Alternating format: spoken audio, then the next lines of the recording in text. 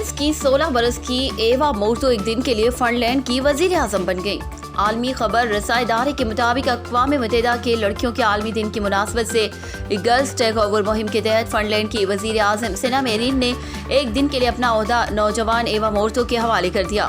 ذمہ داریاں سنبھالنے کے بعد ایوا مورتو نے قوم سے خطاب بھی کیا، جسے فن لینڈ کے سرکاری ٹویٹر ہینڈل ایس سے بھی نشر کیا گیا۔ اپنے خطاب میں ایک دن کی وزیر اعظم نے کہا کہ صنف امتیازات کی وجہ سے ہم لڑکیوں کو زندگی کے ہر شعبے میں مشکلات کا سامنا ہے۔ ہم محض مظلوم نہیں، ہماری مدد سے کئی مسائل حل ہو سکتے ہیں۔ ایوا مورتو نے لڑکیوں کے ساتھ آن لائن فارمز پر ہراسانی کے مسئلے کو بھی اجاگر کیا۔ انہوں نے کہا کہ صنفی عدم مساوات کو دور کرنے کے لیے لڑکیوں کو ٹیکنالوجی تک رسائی اور یکساں مواقع فراہم کرنا ہوں گے۔ ایک دن کے لیے وزیر اعظم کے عہدے پر فائز ہونے والی ایوا مورتو نے کوئی سرکاری حکم نامہ یا قانون تو جاری نہیں کیا، تاہم انہوں نے ٹیکنالوجی کے میدان میں لڑکیوں کی زیادہ سے زیادہ شمولیت کے لیے اہم ملاقاتیں کی۔